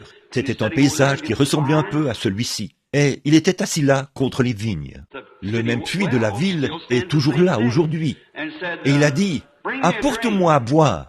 Il était juif. Là, il y avait aussi de la ségrégation là-bas. Alors elle a dit, nous ne pouvons pas, ce n'est pas nécessaire. Tu n'es pas censé faire ça. Tu es un juif. Et je suis une femme de Samarie. Nous n'avons pas de relation les uns avec les autres. Il a dit, mais si tu savais à qui tu parles, c'est toi qui me demanderais à boire. Je te donnerai de l'eau qu'on ne vient pas puiser ici. Vous voyez? Qu'est-ce qu'il essayait de faire? Entrer en contact avec son esprit, là. Voyez? Alors elle a dit, eh bien, nous adorons sur cette montagne, et tu dis à Jérusalem. Et ils ont continué à parler un peu. Finalement, il a trouvé où était son problème. Elle avait trop de mari. Il a dit, va chercher ton mari et viens ici. Elle a dit, je n'ai pas de mari. Il a dit, c'est vrai, tu en as 5, et celui avec qui tu vis n'est pas le tien. Tu as dit, alors, regardez la différence entre elle et ses sacrificateurs. Quand ces sacrificateurs ont vu cela se produire, ils ont dû rendre des comptes à leur assemblée. Ces choses s'étaient bel et bien produites. Vous voyez, il fallait qu'ils disent quelque chose. Alors ils ont dit, cet homme est Belzébul, un diseur de bonne aventure, un démon quelconque. Ils ont dit, il fait ces choses par la puissance de Belzébul. C'est ce que les sacrificateurs ont dit. Qu'est-ce que cette petite femme a dit? Seigneur, je vois que tu es un prophète. Nous savons que lorsque le Messie viendra, ce sera son signe. C'est ce qu'il fera. Il sera le prophète. Jésus a dit, je le suis, moi qui te parle. Oh là là, c'était réglé. Voyez? C'était Jésus-Christ hier. Ce serait Jésus-Christ aujourd'hui et éternellement. Pas vrai? C'est ce qu'il est. Il est la parole manifestée. Et la parole de ce jour-là descend et s'identifie. Et là, il a dit qu'il le ferait de nouveau. Il reviendra, le prophète. Il ne peut pas agir sans utiliser ses prophètes, parce que c'est la parole. Là, il est mort pour notre sanctification, à renvoyer le Saint-Esprit sur nous. Maintenant, remarquez, pour accomplir l'œuvre. Bon, le prophète a dit, un jour viendra qui ne sera ni jour ni nuit, mais au temps du soir, la lumière paraîtra. Maintenant, le soleil se lève à l'est et se couche à l'ouest. Géographiquement, c'est comme ça que ça se passe. La civilisation a voyagé avec le soleil. L'Évangile aussi. Souvenez-vous, l'Évangile a commencé en Europe. Il a traversé les mers jusqu'en Allemagne. De l'Allemagne en Angleterre. De l'Angleterre, il a traversé l'océan jusqu'aux États-Unis, sur la côte Est, et s'est déjà rendu à l'Ouest. Maintenant, si l'Évangile va plus loin, il reviendra à l'Est de nouveau. Nous sommes à la fin. Là, il y a eu un jour, quand ce Fils s'est levé là-bas au commencement, le F-I-L-S de Dieu, est venu sur la terre. Or, il était promis qu'il viendrait de nouveau au temps du soir. Là, nous avons eu un jour sombre. Nous avons eu de grandes réunions. Nous avons guéri les malades. Nous avons passé des moments merveilleux et nous avons fait des organisations, des écoles, des hôpitaux et des séminaires. Tout cela est très bien. C'était un jour sombre. Mais il a promis, juste avant que la nuit arrive, la lumière paraîtra. Or, Jésus a dit dans Luc, chapitre 17, il a dit, ce qui arriva du temps de Sodome. Maintenant, écoutez attentivement, je termine. Ce qui arriva du temps de Sodome arrivera de même à la venue du Fils de l'homme. Ça, nous le savons tous. En effet, il a lu la même Bible dans la Genèse que nous lisons. Et observez le cadre de Sodome.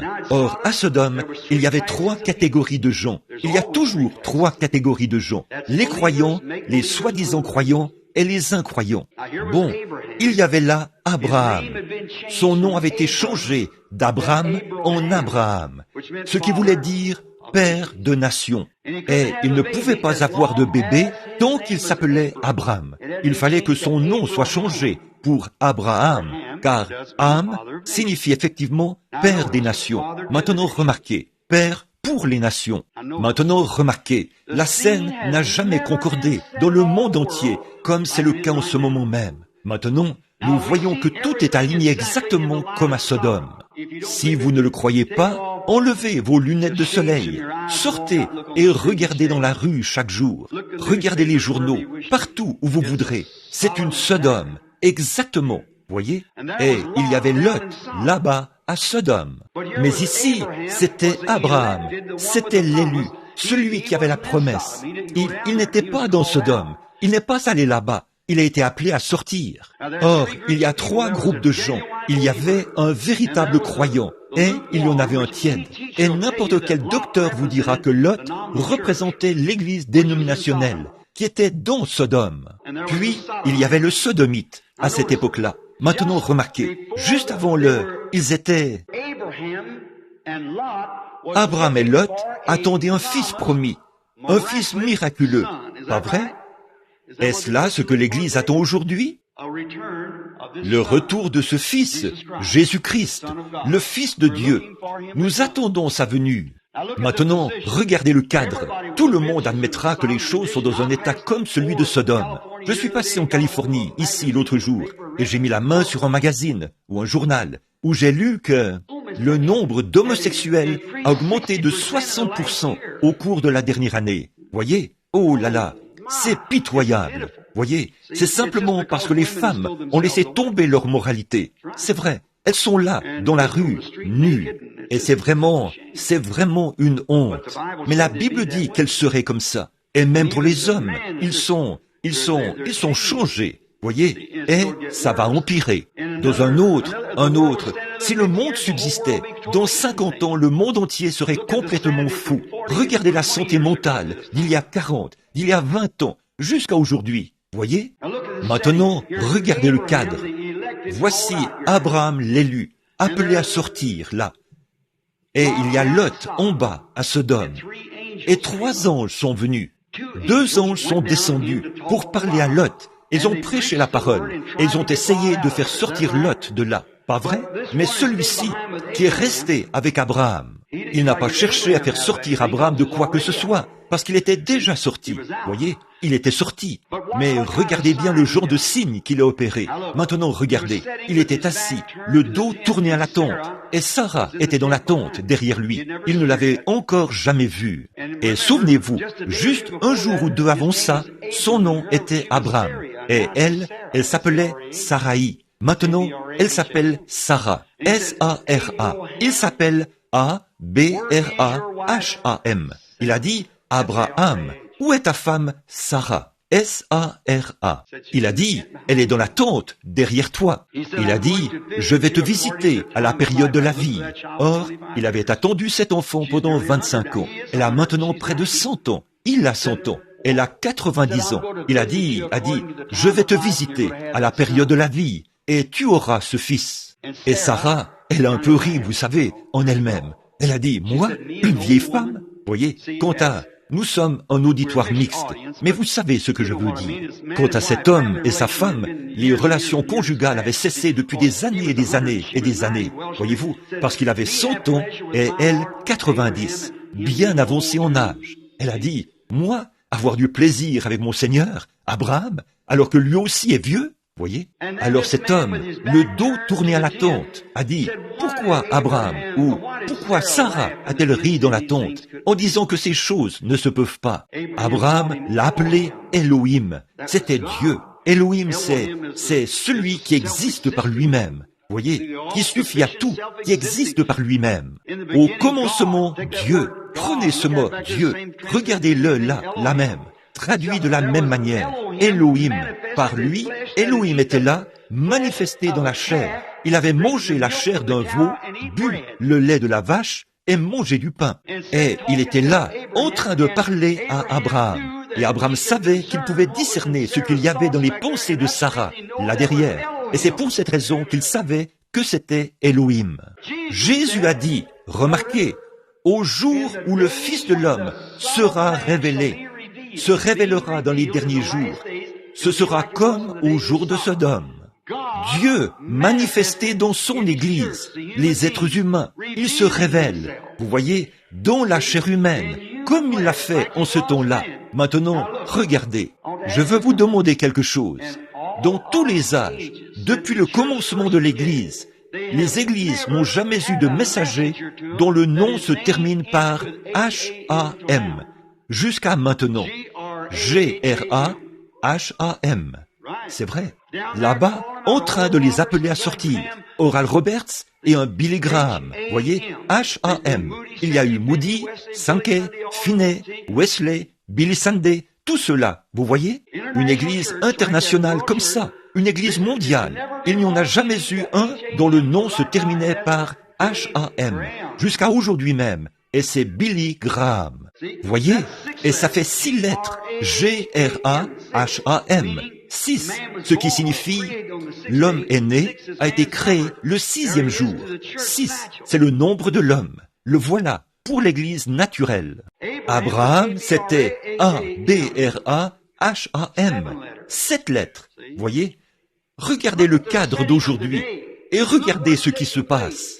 Abraham avait vu beaucoup de signes et de prodiges, et tout ce que Dieu avait fait. L'Église aussi. Vous avez reçu le Saint-Esprit, vous avez parlé en langue, vous avez accompli tous ces signes et ces prodiges. Mais il vous est promis, ce qui arriva en ce temps-là arrivera de nouveau. Au temps du soir, la lumière paraîtra. Jésus-Christ, le même Fils, fait de nouveau son apparition dans son Église, et il fera la même chose qu'il a faite à l'époque, montrant qu'il est la parole manifestée. Voyez? Connaître le secret du cœur, révéler et accomplir les choses qu'il est censé faire. C'est exactement la parole de Dieu. Il se fait tard, alors courbons la tête un instant, alors que nous regardons à lui et que nous lui demandons de confirmer sa parole. Père Céleste, le temps ne nous le permet pas. Nous pourrions rester des heures et des heures assis ici à déclarer, de la Genèse à l'Apocalypse, que c'est maintenant l'heure. Oh Seigneur, notre première visite ici, avec ce beau groupe de gens ici sur la côte, et nous savons qu'un jour, elle s'enfoncera au fond de l'océan, et qu'il ne restera pas pierre sur pierre. Il y aura, oh quel temps qui est juste là devant nous. Puisse Seigneur, en cette heure où nous rendons témoignage, puisse le glorieux Saint-Esprit venir maintenant, et ces paroles que j'ai prononcées, puisse-t-il prouver ces paroles en les confirmant. Il démontre à cet auditoire qu'il est le même hier, aujourd'hui et éternellement. il accomplit cette écriture. Nous savons que tu n'aurais pas à le faire, Seigneur, pour prouver que tu es Dieu. Mais comme nous le lisons dans le livre de Matthieu, vers le chapitre 12, il n'avait pas à faire de guérison pour montrer qu'il était Dieu, mais il l'a fait, afin que cela soit accompli. Il doit tenir sa parole, et il aime le faire, et il le fera, parce qu'il est Dieu. Et je prie ce soir, maintenant, qu'il tienne aussi cette parole qui a été promise pour cette heure-ci, que tous mes frères et moi-même, et tous les gens qui sont ici, et nos sœurs, ce beau groupe de gens, que nous voyons ta présence au milieu de nous maintenant. Nous le demandons au nom de Jésus. Amen. Maintenant, nous dépassons un peu le temps prévu, alors nous allons juste appeler un... Oui, il est vraiment tard. Nous prendrons encore une dizaine de minutes ou une quinzaine de minutes. Appelons-en seulement quelques-uns dans la ligne de prière. Les quarts de prière, leur as-tu donné les A? Oui, les A. A numéro 1. Prenons-en une pour qui a la carte de prière A. Numéro 1. Levez la main. Si vous pouvez marcher, c'est une petite carte qui porte un numéro. A numéro 1. Levez la main. Vous voulez dire que ce n'est pas dans l'assistance? Eh bien, tu as dû te tromper. La carte de prière A, numéro 1, eh bien, oh, c'est ça? Très bien. A, 2. Venez ici, si vous le voulez bien, madame. Avancez par ici.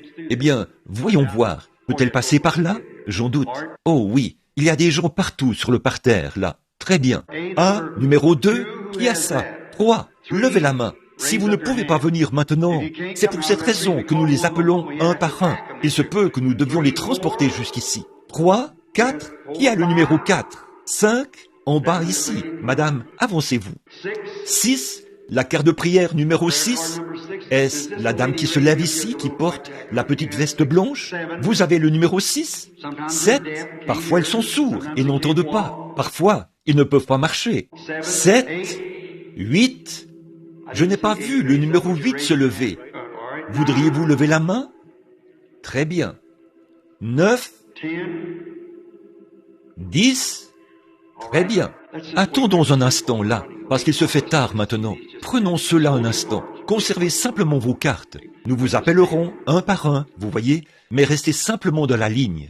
Maintenant, combien ici n'ont pas de carte de prière? Levez la main pour dire « Je suis malade, je n'ai pas de carte de prière ». Levez la main très haut pour que je puisse la voir. Je suppose qu'il y en a partout. Maintenant, regardez, je veux vous parler un instant pendant qu'ils se mettent en ligne. Il y avait une femme dans la Bible. Disons qu'elle n'avait pas de carte de prière non plus, mais elle avait la foi. Alors elle a dit, si je peux toucher son vêtement, je serai guérie. Combien connaissent l'histoire? Bien sûr. Et quand elle a touché son vêtement, il s'est retourné et il a dit, qui m'a touché? Eh bien, Pierre pensait que ça ressemblait un peu à un cas de maladie mentale. Il a dit, eh bien, tout le monde te touche. Tu dis, qui t'a touché? Voyons, ils n'auront pas une bonne opinion de toi si tu... Il a dit, mais je sens que je me suis affaibli. De la vertu est sortie de lui. Il s'est retourné et a parcouru son auditoire du regard, jusqu'à ce qu'il trouve cette femme, et lui a dit que sa perte de sang, que sa foi l'avait guéri. Combien savent que c'est vrai? Maintenant, est-ce que je ne viens pas de dire, il est le même hier, aujourd'hui et éternellement? Est-ce que la Bible dit qu'il est le souverain sacrificateur qui peut compatir à nos infirmités? Pas vrai? Alors, comment agirait-il aujourd'hui? Il agirait comme il l'a fait hier. Pas vrai? Maintenant, souvenez-vous, vous pouvez toujours le toucher. Voyez, les Écritures ne peuvent pas mentir. Voyez? Maintenant, la seule chose qui n'est pas ici, c'est son corps visible. Mais vous, il est le cep, et vous êtes le sarment. Voyez? Vous êtes le sarment. C'est vous qui agissez. Vous et moi, nous agissons ensemble. Maintenant, peu importe combien il moindrait, il doit vous moindre, vous aussi. Voyez? En effet, il faut qu'il y ait à la fois le négatif et le positif pour produire la lumière. Alors maintenant, vous devez aussi le croire.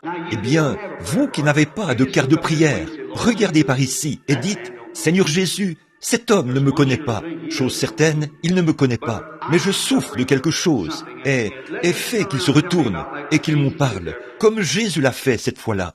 Et je sais qu'il ne me connaît pas. Donc, il faudra que ce soit toi. Alors je le croirai. Pouvez-vous faire ça? Allez-vous croire ça? Très bien, très bien. Priez maintenant. Je vais prendre ceci. On dirait que cet appareil est plus... C'est très bien. Il fonctionnait un peu mieux que d'habitude.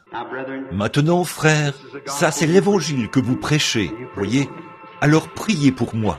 Bon, maintenant, que tout le monde soit aussi respectueux que possible. Et regardez par ici. Et croyez de tout votre cœur. Croyez simplement. Avec tout ce qui est en vous. Vous croyez. Et ne doutez pas. Ne doutez pas du tout. Bon, là, voici une dame qui se tient ici. Je suppose que nous sommes, elle et moi, nous sommes des inconnus l'un pour l'autre. Je ne la connais pas. Et vous m'avez vu une fois? Où ça? Clearwater? Ça fait combien de temps? Oui, Saint Petersburg. Oui, je suis allé à Saint Petersburg. C'était il y a plusieurs années. Eh bien, là, vous étiez probablement assise dans l'auditoire, ou quelque chose comme ça. Je ne vous connaîtrai pas, vous savez, ou je ne saurais rien à votre sujet. Alors maintenant, ici, en train de vous parler, ce serait comme notre Seigneur et cette femme qui se sont rencontrés au puits à ce moment-là, vous voyez. Et il ne lui a parlé que quelques instants pour trouver où était son problème. Et il a trouvé ce que c'était, parce que, vous voyez, elle était un être humain, et elle avait une vie, un esprit. Il était Dieu, et il avait l'esprit de Dieu qui était en lui. Et il y avait quelque chose qui clochait chez cette femme, et le Père lui a montré ce que c'était. Vous savez, il a dit qu'il ne faisait rien sans que le Père ne le lui ait d'abord montré. Vous savez, c'est Jean 5, 19. Pas vrai, frère? Il a dit, pas ce qu'il avait vu, il fallait d'abord qu'il le voie. Jésus n'a jamais rien fait avant d'avoir premièrement eu une vision. Combien savent que c'est vrai? Jean 5, 19. Je ne fais rien sans que je vois le Père le faire d'abord. Voyez? Maintenant, Bon, bien sûr, je ne suis pas lui, et vous n'êtes pas elle, mais c'est toujours le même Dieu. Voyez? Et nous sommes ici. Nous nous rencontrons dans un but. Maintenant, cette femme-ci, comme vous le comprenez peut-être, nous ne nous connaissons pas. Il y a plusieurs années, elle était assise dans l'auditoire, comme vous ce soir, quand j'étais à Saint Petersburg, a-t-elle dit, dans une réunion. Je n'ai aucun moyen, elle m'est totalement inconnue, je ne sais rien d'elle, et le Père Céleste le sait. Mais maintenant, elle est ici pour une raison quelconque. Elle pourrait être ici pour quelqu'un d'autre, des problèmes financiers, des problèmes de famille. Elle est peut-être elle-même malade. Elle est peut-être ici pour quelqu'un d'autre. Je ne sais pas pourquoi elle est ici. Voyez, c'est une femme, tout simplement. Eh bien, qu'en serait-il s'il était malade et que j'étais comme notre noble frère Oral Roberts, et que je lui imposais les mains et dirais que le Seigneur vous guérisse et vous rétablisse, et vous repartiriez en croyant cela. C'est très bien, c'est l'Écriture, et si vous le croyez, vous vous rétabliriez, voyez. Mais, vous voyez, ça, c'est le ministère de frère Roberts. Ce n'est pas le mien, voyez.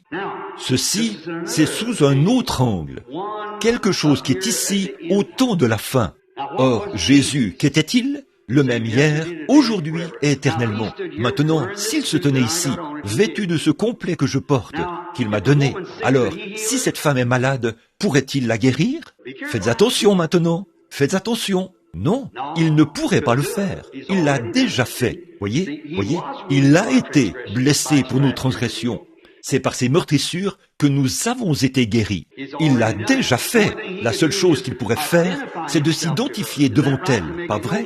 Et faire connaître qu'il est ressuscité des morts et qu'il est vivant. Et maintenant, là, il s'identifierait. Et la seule manière pour lui de le faire, c'est comme il l'a fait à cette époque-là. Il serait le prophète. Pas vrai? Eh bien, ce ne serait pas moi, parce que je n'en sais rien. Alors, ça m'exclut.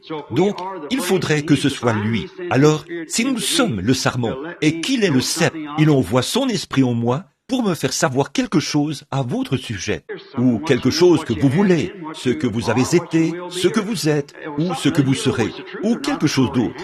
Vous saurez si c'est la vérité ou pas, si c'est déjà arrivé. Donc, cela devrait vraiment vous faire voir qu'il est vivant et avec nous aujourd'hui. Voyez? Est-ce que cela vous ferait croire s'il le faisait? Maintenant, levez la main. Je veux savoir. Alors, promettez à Dieu. Ça me ferait croire. Voyez? Voyez? Bon, j'ai dit qu'il était le même hier, aujourd'hui, éternellement. Maintenant, l'est-il? Est-il vivant? C'est ça la question. Est-il ici? Nous avons poussé des cris. nous avons ressenti quelque chose. Tout comme si un homme n'avait jamais vu et qu'il sortait et ressentait la chaleur du soleil. Il ne saurait pas ce que c'est. C'est quelque chose de chaud. Mais s'il pouvait voir, il verrait ce que c'est. Il dirait que c'est le soleil. Qu'est-ce que le soleil? Pour un autre homme qui n'a peut-être jamais vu cela, si personne n'avait jamais eu le sens de la vue auparavant. Maintenant, ceci, c'est un aperçu, et la chose que vous avez louée et dont vous vous êtes réjouis, cela se manifeste ici, et vous voyez ce que c'est. Voyez? Maintenant, le voici ici. Cette Bible est posée ici, et ce beau groupe de frères ici est tout autour. Nous sommes tous les deux des inconnus. Maintenant, puisse le Seigneur Jésus révéler. Maintenant, pour guérir, ou pour lui donner ce qu'elle veut, si c'était de l'argent, il faudrait que ce soit vraiment peu, parce que je n'en ai pas beaucoup. Mais je le ferai, je ferai de mon mieux. Mais bon, pour guérir, je ne pourrais pas le faire. Voyez, il faudrait que ça vienne de lui. Mais maintenant, s'il me dit quelque chose à votre sujet, et vous savez que je ne sais rien, et s'il me disait quelque chose à votre sujet, cela augmenterait votre foi, n'est-ce pas? Cela vous ferait croire qu'il est ici. Maintenant, puisse-t-il le faire? Au nom de Jésus-Christ, je prends tout esprit ici sous mon contrôle maintenant pour rendre témoignage de cette parole de Dieu. Priez maintenant. Voyez, vous dites, qu'est-ce que vous attendiez, frère Branham? Combien ont déjà vu une photo de cette lumière? C'est ce elle est ici, maintenant même. Elle est ici même, maintenant. Maintenant, elle ne pourrait pas se cacher, même si elle essayait de le faire. Elle ne pourrait pas le faire maintenant. C'est une personne gentille. Elle n'a aucune raison de s'inquiéter. Elle est aussi consciente qu'il se passe quelque chose. Mais ce que la femme veut, c'est qu'elle est en train de devenir handicapée. La femme commence à souffrir d'arthrite. C'est vrai, c'est ça, voyez? Oui, levez la main si c'est vrai, s'il s'agit de l'arthrite. Maintenant, vous croyez que je peux vous dire à quel endroit l'arthrite vous fait le plus souffrir? C'est dans vos os. C'est vrai. Et vous avez quelque chose d'autre qui ne va pas chez vous. Croyez-vous que Dieu peut dire ce que c'est? Vous avez une tumeur. Oui, en effet, c'est vrai. Levez la main. Croyez-vous que Dieu peut me dire où elle est? C'est sur la poitrine. C'est vrai. Faites signe de la main comme ceci. Maintenant, vous voyez, il est le même, hier, aujourd'hui et éternellement. Maintenant, croyez-vous de tout votre cœur? Continuez votre chemin, et cela ne vous posera plus de problème, là. Continuez simplement, croyez de tout votre cœur. C'est tout ce que vous avez à faire. Voyez? Allez et croyez. Voyez? Maintenant, là, vous voyez, je ne connais pas cette femme. Là, vous savez pendant combien de temps je vous ai parlé? Plus de 45 minutes. Je suis plus faible en ce moment, à cause de ça, que je ne l'ai été après avoir prêché tout ce temps. Voyez? Maintenant, voici une dame. Nous sommes des inconnus l'un pour l'autre, je suppose. Nous ne nous connaissons pas, mais Dieu nous connaît tous les deux. Maintenant, si Jésus me dit quelque chose à votre sujet, que vous savez que je ne sais pas, est-ce que cela vous aiderait à avoir foi en ce que vous allez demander? Est-ce que ça aiderait l'auditoire maintenant? Voyez? Maintenant, souvenez-vous, il promet que la scène concorde exactement à celle de Sodome. Vous voyez Sodome, vous voyez Billy Graham, tout, exactement comme ça. Maintenant, observez le groupe d'Abraham, ici, vous voyez, là, la postérité royale d'Abraham. Étant morts en Christ, nous sommes la postérité d'Abraham. C'est vrai, frère, nous sommes tous, c'est une tumeur. C'est vrai, l'opération n'a fait aucun bien, et vous avez des problèmes avec ça tout le temps. Croyez-vous que cela va vous quitter maintenant? Très bien, que Dieu vous bénisse. Il en sera exactement comme vous l'avez cru. Très bien, ayez simplement la foi maintenant. Ne doutez pas, voyez-vous, ayez la foi, madame. Très bien, le prochain, voilà, voyez? Maintenant venez, vous êtes la patiente suivante. Or nous sommes des inconnus l'un pour l'autre. Nous sommes inconnus. Je ne vous ai jamais vu auparavant. Vous n'êtes vous ne m'avez jamais vu de votre vie, et je ne vous ai jamais vu de ma vie. Nous ne sommes que deux personnes qui se sont rencontrées. Maintenant, qu'est-ce que c'est? C'est un don, voyez? Un don, ce n'est pas quelque chose comme un bâton ou une épée avec laquelle on coupe et tout. Un don, c'est un moyen de s'enlever du chemin. Voyez? Je dois m'enlever du chemin. Alors le Saint-Esprit prend la relève. Voyez?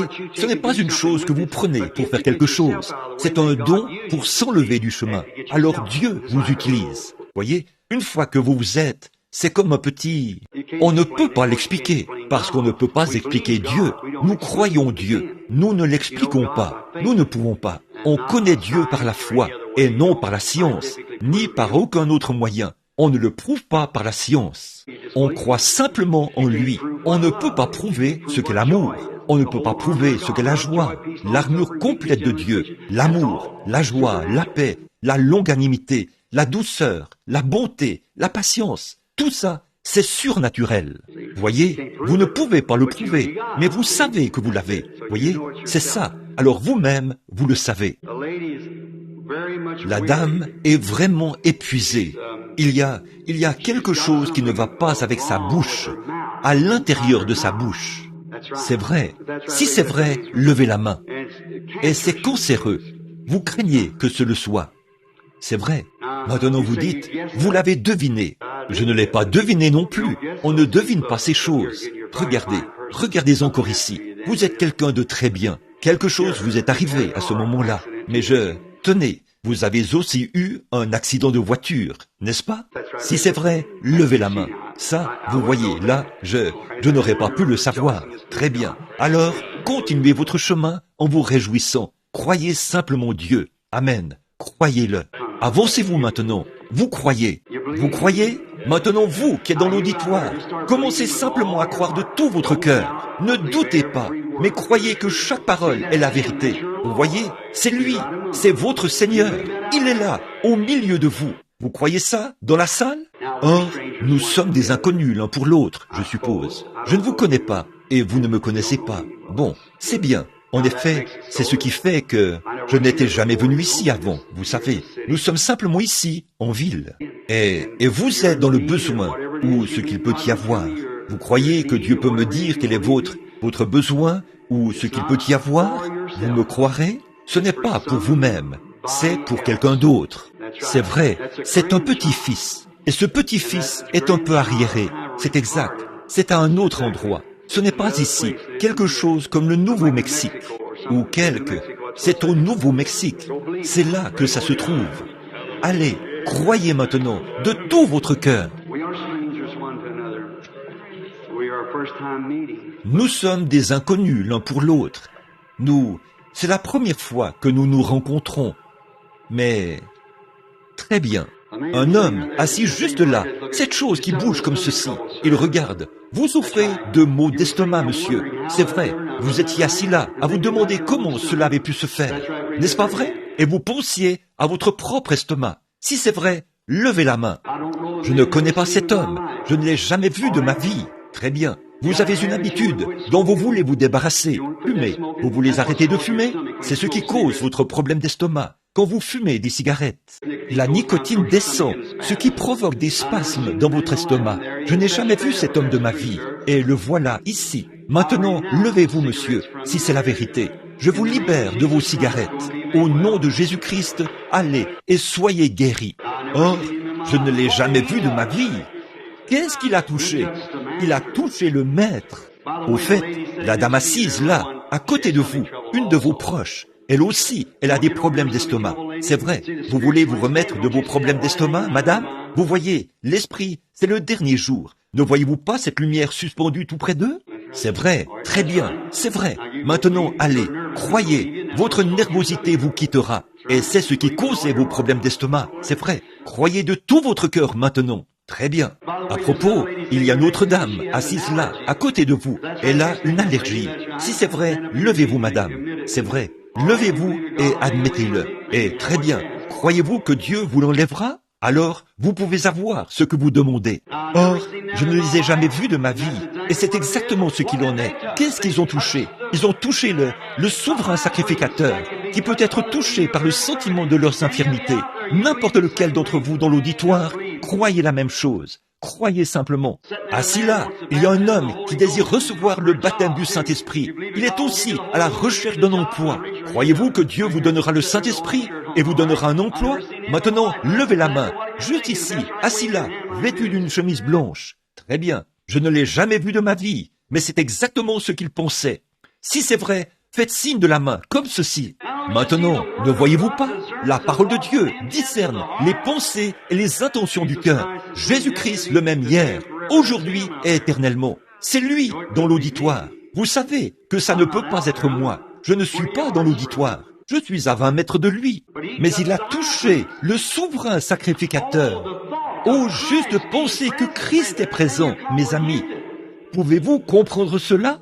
Excusez-moi, madame. Je dois simplement suivre, vous savez, il y a une telle traction de la foi. Ça a commencé dans l'auditoire. Maintenant, ce serait difficile d'éviter cela, voyez-vous. Très bien. Vous êtes une croyante.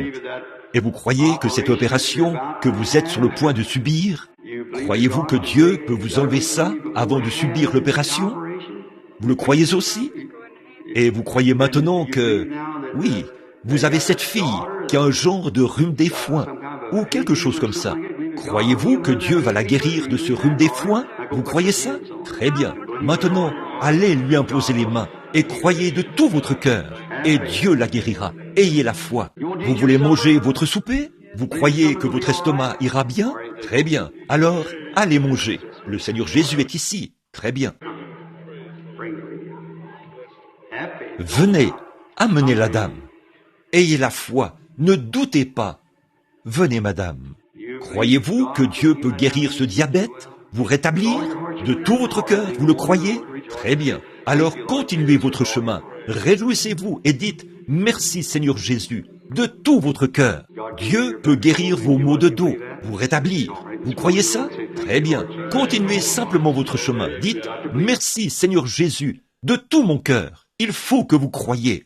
Venez, madame. Vous êtes jeune, mais vous pourriez facilement mourir d'une maladie de cœur. Mais croyez-vous que Dieu peut guérir votre cœur? Alors continuez votre chemin en vous réjouissant, en disant « Merci Seigneur Jésus » et croyez de tout votre cœur. Très bien. Venez, monsieur. Vous êtes nerveux, ce qui vous a causé un ulcère à l'estomac. Allez manger votre souper. Jésus-Christ vous rétablit. Croyez de tout votre cœur. Le croyez-vous? Croyez-vous que Dieu peut guérir cet asthme? Vous, assise là, en train de me regarder, qui portez des lunettes et une petite robe à carreaux. La dame, vous croyez? Vous qui êtes assise là, au bout de la rangée? Croyez-vous que Dieu s'occupera de l'asthme? Levez la main si vous le croyez. Très bien, il vous guérira. Que pensez-vous de ces choses? Vous qui êtes assis juste derrière elle, monsieur, vous croyez que vous pouvez éviter cette opération à cause de la tumeur? Vous croyez que Dieu va enlever cette tumeur et vous guérir de cette tumeur? Vous croyez ça? Très bien, monsieur. Vous pouvez aussi avoir la vôtre. Voyez? Très bien. Si vous avez simplement la foi et que vous ne doutez pas, Dieu le fera certainement. Amen. Combien dans l'auditoire croient maintenant de tout leur cœur qu'il est le même hier, aujourd'hui et éternellement? Croyez-vous que c'est bien Jésus ressuscité? Eh bien, chacun d'entre vous sait que je ne pourrais pas faire ça. Je ne sais rien de vous tous, mais lui, il le sait. Là, la Bible dit aussi ceci. Combien d'entre vous sont des croyants? Levez la main. Or, Jésus a dit ces dernières paroles à l'Église, au moment de son départ. Allez par tout le monde et prêchez l'Évangile à toute la création.